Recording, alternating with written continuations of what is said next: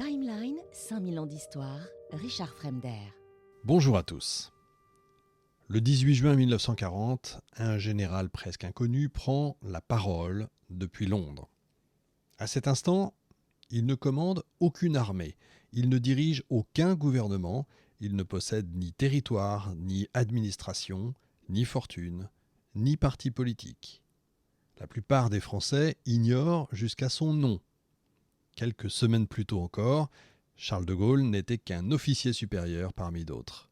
Alors c'est vrai brillant, on l'a vu dans l'épisode 1, remarqué par certains, mais rien qui puisse laisser imaginer qu'il deviendrait l'un des personnages majeurs du XXe siècle. Et pourtant, 4 ans plus tard, lorsque Paris est libéré, c'est lui qui apparaît comme l'incarnation de la France victorieuse. Alors comment expliquer un tel parcours ? Vous vous souvenez de sa construction dans l'épisode 1, la construction du personnage. On invoque souvent son courage, son intelligence, son sens politique. Tout ça est vrai, évidemment, mais ces qualités suffisent absolument pas à expliquer l'essentiel. Parce qu'entre 1940 et 1944, De Gaulle accomplit quelque chose qui paraît presque impossible. Et plus je lisais les ouvrages des historiens, plus je me disais, mais comment a-t-il pu faire tout ça ? Il tient tête simultanément aux hommes les plus puissants de son époque. À Hitler, évidemment, bien sûr, l'homme qui domine une grande partie de l'Europe. À Pétain, évidemment, figure tutélaire de millions de Français, héros de Verdun. À Churchill, dont il dépend pourtant pour sa survie politique et matérielle. À Roosevelt, président de la première puissance économique mondiale, qui alors là le méprise quasiment ouvertement, et puis à Staline aussi, maître de l'Union soviétique, dont il admire la puissance tout en se méfiant profondément des ambitions. Aucun d'entre eux ne parvient réellement à le soumettre. Aucun ne réussit à le transformer en instrument de sa politique. C'est invraisemblable d'avoir pu résister à tout ça. Aucun ne parvient à lui faire abandonner ce qu'il considère comme l'intérêt supérieur de la France. Comment un homme aussi isolé a-t-il pu résister à des forces aussi considérables ? C'est un écartèlement permanent, quotidien, pendant 4 ans. Il faut imaginer ça. Je trouvais que la question méritait d'être posée. Encore une fois, je ne vais pas vous faire l'histoire de 40 à 45. Je pense que l'histoire de la Deuxième Guerre mondiale, beaucoup de gens la connaissent. À mon avis, même tout le monde la connaît. C'était pas l'intérêt. L'intérêt, c'était, à mon sens, de revenir sur cette question-là. Comment a-t-il pu faire ?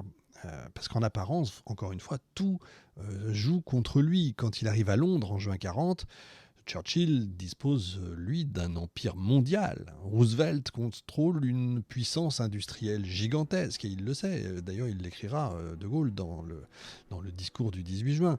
Staline règne sur des millions de sujets. Hitler commande les armées les plus redoutables à ce moment-là du monde. Et Pétain bénéficie à ce moment-là de l'adhésion de l'immense majorité des Français. Face à eux, ce pauvre général de Gaulle n'a rien, ou presque rien. Quelques compagnons, un bureau, un micro de temps en temps, et surtout une conviction, une seule. La France n'est pas morte. Cette certitude paraît dérisoire face aux réalités militaires, diplomatiques, politiques du moment et même sociales sur le terrain. Pourtant, elle va progressivement devenir sa force principale. Parce que ce qui frappe quand on étudie son parcours, notamment à travers le travail de tous les historiens, dont Jean-Luc Barré, dont je parlais dans le premier épisode, c'est que De Gaulle refuse constamment la logique des rapports de force immédiats. Là où les autres raisonnent en fonction de leur puissance présente, eh bien lui raisonne en fonction de ce qu'il croit être le destin de la France. Là où les autres défendent des intérêts, il prétend lui défendre une idée. Vous savez, cette fameuse idée de la France. Cette attitude va lui attirer beaucoup d'ennemis. On le juge arrogant, ingrat, autoritaire, mégalo. Churchill lui-même, qui l'admire profondément, est aussi souvent tenté de l'abandonner. Roosevelt ne cache absolument pas son hostilité, on va le voir. Les diplomates britanniques et américains le trouvent souvent insupportable. Alors il y a quelques diplomates britanniques qui heureusement sont là, quelques Américains, notamment Eisenhower, sont là, mais pour le reste, non. Et pourtant, cette intransigeance constitue précisément la source de sa force. C'est ça qui est incroyable, parce que De Gaulle comprend quelque chose que beaucoup de ses contemporains sous-estiment. Une nation vaincue peut retrouver son indépendance, mais seulement si quelqu'un refuse d'accepter sa disparition. Alors tout au long de cette émission, on va suivre, c'est ce que je vous propose, cet homme seul dans ses affrontements successifs. On verra pourquoi Churchill a été à la fois son meilleur allié et son plus grand sujet d'exaspération. Pourquoi Roosevelt va chercher tout le temps à l'écarter. Pourquoi Staline va le respecter davantage qu'on ne l'imagine. Pourquoi son conflit avec Pétain a peut-être été le plus douloureux de tous. Et pourquoi Hitler, finalement, a échoué à effacer la France de l'histoire. Mais derrière ces 5 adversaires se cache vraiment une interrogation plus profonde. De Gaulle était-il simplement un homme extraordinairement orgueilleux, incapable de faire des compromis, ou bien cette solitude permanente était-elle en fait le prix à payer pour préserver l'indépendance de son pays? Autrement dit, était-il seul contre tous, ou était-il le seul à défendre une certaine idée de la France? C'est ce qu'on va essayer de comprendre dans l'épisode 2, De Gaulle, une certaine idée de la France.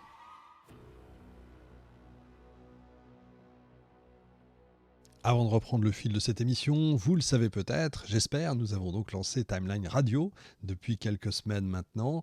Vous pouvez donc nous retrouver sur iOS, que ce soit un iPad ou un iPhone, en application Timeline Radio. Vous avez accès à toutes les émissions, vous avez accès à tout, Premium et les vidéos, puisque nous sommes maintenant également sur YouTube.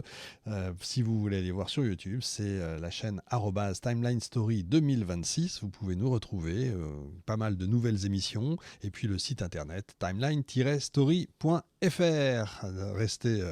Restez branchés, restez connectés, parce que de plus en plus, vous aurez accès à beaucoup d'émissions. Il y en a 16 maintenant, de nouveaux programmes qui sont à votre disposition. Le 18 juin 40, c'est quand même l'une des dates les plus célèbres de l'histoire de France. C'est fou ce qui s'est passé un 18 juin. Pourtant, quand on évoque l'appel, le fameux appel, on oublie souvent une question essentielle. Comment Charles de Gaulle s'est-il retrouvé à Londres? Parce que c'est vrai que j'en ai pas parlé tellement dans la première émission. Je crois que dans le film, que j'ai pas encore vu malheureusement, mais je crois que dans le film on passe assez vite sur le fait qu'il arrive comme ça, il débarque à Londres, et visiblement beaucoup de gens sont étonnés de voir pourquoi il n'y a pas vraiment d'explication. Comment un général presque inconnu est-il devenu en quelques jours le porte-parole de la France qui refuse la défaite? Pour répondre à la question, il faut revenir au début du mois de juin 40. À ce moment-là, tout s'effondre. Ça, j'en avais parlé dans la première émission. Depuis le 10 mai, l'offensive allemande a pulvérisé les certitudes françaises du moment. Les blindés d'Hitler ont traversé les Ardennes. Les armées alliées sont en retraite. Les routes sont encombrées de millions de civils fuyant vers le sud. Paris est menacé à nouveau. Les ministères déménagent en catastrophe. Je dis à nouveau parce que depuis 1870, c'est la mode. Les ministères donc déménagent en catastrophe. Les gouvernements, le gouvernement se replie successivement à Tours et à Bordeaux. On pourrait dire les, parce qu'entre-temps, il y a des remaniements. La France, on peut le dire, est au bord de l'abîme. Et pourtant, au milieu de ce désastre, il y a un homme qui continue de croire que la guerre peut être gagnée. Alors, évidemment, c'est Charles de Gaulle. Parce que depuis près de 10 ans, souvenez-vous, il annonce que la prochaine guerre sera une guerre de mouvement menée par les blindés et l'aviation. Je fais une parenthèse, il semblerait, d'après les dernières recherches, que, vous savez, en temps de guerre ou en temps de pré-guerre ou en temps de trouble, on va dire, il y a les services d'information, qu'ils soient services secrets ou services militaires, ou des services militaires. Quand on envoie beaucoup d'informations, souvent on passe à côté de pas mal d'informations. C'était le cas pour le 11 septembre, etc. Visiblement, ça aurait été le cas, je crois, pour Pearl Harbor. Et il semblerait, d'après ce qu'on a découvert assez récemment, qu'un avion de reconnaissance de l'armée française aurait vu arriver les blindés d'Hitler, de la Wehrmacht, dans une longue colonne, pas très loin des Ardennes, et que, semble-t-il, ils étaient en file indienne, en colonne, et qu'il aurait suffi que des blindés et l'aviation arrivent à ce moment-là et auraient réduit à néant l'armée. allemande. Ça, c'est dingue, c'est comme ça, hein, l'histoire est faite de hasard, mais l'information n'a pas été suivie, n'a pas été écoutée. Bref, voilà, je ferme la parenthèse. Donc je disais que De Gaulle, depuis près de 10 ans, prévient que les doctrines françaises, de l'armée française, sont dépassées. Ça fait près de 10 ans qu'il affirme qu'on prépare en fait, qu'on est toujours sur une guerre précédente, alors que l'Allemagne, elle, prépare la guerre suivante. On l'a toujours trouvé excessif et voilà que les événements lui donnent raison. Le 5 juin 40, dans une tentative désespérée de redresser la situation, le président du Conseil, Paul Reynaud, le fait entrer au gouvernement comme sous-secrétaire d'État à la guerre et à la défense nationale. Et cette nomination est capitale parce que là, De Gaulle cesse d'être un simple officier. Il devient un acteur politique. Un petit pouvoir. Je répète, il est sous-secrétaire d'État. Mais c'est mieux que rien. Il est dans le cénacle, si j'ose dire. Acteur politique.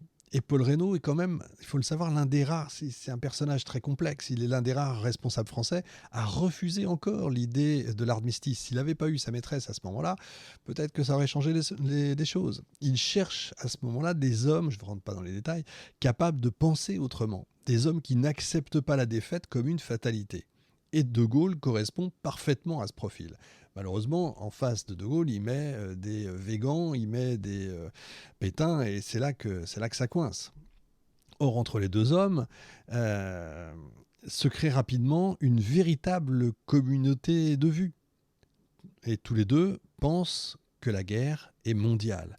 Tous les deux considèrent que l'effondrement militaire en métropole ne signifie justement pas la fin du conflit. Tous les deux veulent continuer le combat. Parce que quand beaucoup ne voient plus que les routes encombrées de réfugiés et les armées en déroute, De Gaulle, lui, regarde la carte du monde. Et ce qu'il voit est évidemment très différent. La France possède encore un immense empire colonial, si ce n'est le plus grand, avec l'Angleterre. Elle dispose de ressources considérables. Elle a toujours sa marine, qui est extrêmement forte. Le Royaume-Uni poursuit la guerre en plus au même moment.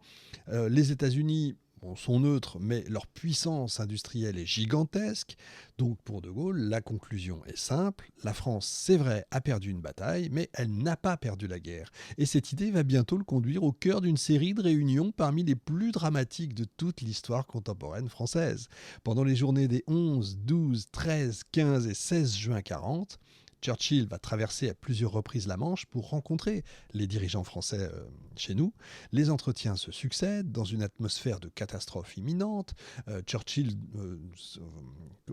suggère, enfin fait plus que suggérer, demande à la France de continuer à se battre. Churchill qui parle un peu français, qui fait exprès de ne pas parler français de temps en temps, mais qui veut que la France continue le combat parce qu'il sait très bien que s'il se retrouve tout seul, c'est beaucoup plus compliqué. Autour de la table, vous avez plusieurs visions qui s'affrontent. D'un côté, encore une fois, Paul Reynaud et De Gaulle qui veulent continuer le combat, et puis les autres qui veulent poursuivre la guerre. Et quand je dis les autres, c'est Pétain, c'est Weygand, c'est les partisans de l'armistice qui estiment que le combat est perdu. Encore une fois, je fais une parenthèse, je ferai une émission évidemment sur Pétain, parce qu'il va falloir faire un jour une émission sur Pétain. Il n'est pas là non plus par hasard, et c'est pas parce qu'il est uniquement le sauveur de la France qu'il est là. Pétain a une autre idée de la France, lui justement, politiquement parlant. Je ne rentre pas dans le détail, mais il est partisan quasiment un coup d'État. Hein, je ne rentre pas dans ces détails-là, c'est pas le sujet. Mais il a une vision politique, lui. Il n'est pas tout seul. Et Churchill assiste à ça, à cette lente désagrégation du gouvernement français, avec une inquiétude de plus en plus croissante, parce que si la France quitte la guerre, le Royaume-Uni se retrouve tout seul face à Hitler. Et le Premier ministre britannique cherche désespérément une solution. Et c'est ici qu'intervient un personnage souvent oublié de l'histoire. Là encore, je fais une parenthèse, vous allez dire, il y a beaucoup de parenthèses. Ben oui, mais en fait, il va y avoir, grâce à l'un de vous, l'un des auditeurs, justement, je vais faire un dossier spécial Deuxième Guerre mondiale, pas avec les combats et les machins, je ferai quelques batailles, mais sur certains personnages, je reviendrai sur certains personnages, dont celui-ci, c'est Jean Monnet. Et ouais, c'est vrai qu'aujourd'hui, on connaît Monnet comme l'un des, je vais mettre des guillemets, des pères de la construction européenne.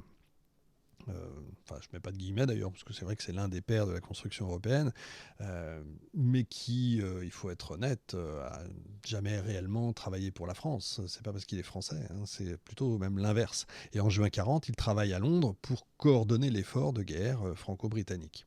Il faudra revenir sur Jean Monnet vraiment, parce que sans être un agent américain, ça reste quand même un personnage. J'en parlerai dans le bonus. Allez, dans le bonus, je reviendrai un peu sur Jean Monnet. Donc depuis quelques semaines, Jean Monnet, et il n'est pas tout seul, réfléchit à une idée radicale. Une idée qui paraît presque irréelle aujourd'hui, puisque la France et le Royaume-Uni combattent ensemble encore. Pourquoi ne pas fusionner les deux États ? Pourquoi ne pas créer une union politique totale ? Voilà une idée audacieuse. Une idée extraordinaire, au-delà de l'ordinaire. Le projet prévoit une citoyenneté commune, un gouvernement commun, une armée commune, une politique étrangère commune. Les Français deviennent britanniques, les Britanniques deviennent français. Les deux peuples ne forment plus qu'une seule nation engagée dans la guerre contre Hitler. C'est pas une alliance renforcée, hein. Il s'agit littéralement de la fusion de deux États souverains. Encore aujourd'hui, c'est dingue, hein, encore aujourd'hui, ce projet reste l'un des plus étonnants jamais envisagés dans l'histoire européenne. C'est assez incroyable. Et contrairement à certaines idées reçues, De Gaulle accueille cette proposition avec enthousiasme. Pourquoi ? Parce qu'il ne voit pas, lui, une disparition de la France. Il y voit, au contraire, un moyen de poursuivre le combat à court terme. Et à cet instant précis, c'est vraiment le court terme qui compte à ses yeux. Sauver d'abord la guerre. Les questions institutionnelles viendront ensuite. Churchill va se laisser convaincre, le projet est rédigé à Londres, dans l'urgence, le 16 juin il est transmis au gouvernement français, et pendant quelques heures, il faut imaginer ça, l'histoire est suspendue à la décision, à l'accord ou non des Français. Tout est encore possible. On connaît la suite, hein, parce que si le gouvernement accepte, la guerre continue. Et la France demeure dans le camp des vainqueurs potentiels. Et l'Empire français reste engagé. Et donc, l'histoire du XXe siècle pourrait prendre une toute autre direction. Mais le projet, en fait, provoque un choc. Pour Pétain, Weygand et tous les partisans de l'armistice, cette union ressemble à une absorption de la France par le Royaume-Uni. Donc, on rejette l'idée immédiatement, brutalement, définitivement. Et à cet instant, c'est à ce moment-là que Paul Reynaud comprend que la partie est perdue. Le soir même, il démissionne. Le président, qui est Albert Lebrun, appelle Philippe Pétain à ce moment-là à former un nouveau gouvernement. Et le lendemain, le maréchal annonce sa volonté de demander l'armistice. Donc vous voyez, en quelques heures, tout a basculé. Et donc pour De Gaulle, le problème devient beaucoup plus profond qu'une simple divergence politique, on est d'accord. Il ne s'agit plus de savoir comment poursuivre la guerre. Il s'agit de savoir où réside maintenant la légitimité. Dans le gouvernement légal ou dans la poursuite du combat ? Eh oui, la question est quand même énorme, immense même, parce que rien n'oblige De Gaulle à rompre. Il est sous-secrétaire d'État, rang de ministre, si vous voulez. Donc il est ministre, il a une carrière, il a un avenir potentiel, il pourrait tout à fait rester, comme la quasi-totalité des responsables français. Mais toute sa vie, en fait, vous vous souvenez de l'émission 1, et c'est pour ça que je voulais cette émission-là, toute sa vie l'a préparé à refuser ce choix. Depuis son enfance, il admire les hommes et les femmes qui poursuivent le combat lorsque tout semble perdu. Depuis des années, il répète que les nations meurent quand elles renoncent à elles-mêmes. Depuis des mois, il affirme que la guerre sera mondiale et soudain, le moment est venu de mettre ses convictions à l'épreuve. Et donc le 17 juin, il prend l'avion pour Londres. Ce voyage est probablement le plus important de sa vie parce qu'il ne sait pas du tout ce qu'il va trouver de l'autre côté de la Manche. Il ne sait pas du tout s'il va être suivi, il ne sait pas du tout s'il sera entendu. Il ignore même si Churchill va continuer à le soutenir. En réalité, il part sans aucune garantie, ce qui rend sa décision encore plus extraordinaire. Parce que contrairement à la légende, De Gaulle ne quitte pas la France parce qu'il est certain de réussir. Il quitte la France parce qu'il considère qu'il n'a plus le droit moral d'y rester. Et quand il atterrit à Londres, il n'est personne. Il n'a ni armée, je le répète, ni territoire, ni administration, ni argent. Mais il possède encore quelque chose que les autres ont perdu. Une certitude. La France n'est pas morte. Et désormais, il va consacrer toute son existence à le démontrer. Le lendemain, devant un micro de la BBC, il commence à parler au nom d'une France qui n'existe encore que dans son esprit. Quelques années plus tard, cette France va devenir une réalité et ce sera le début de son affrontement avec tous les puissants de son temps.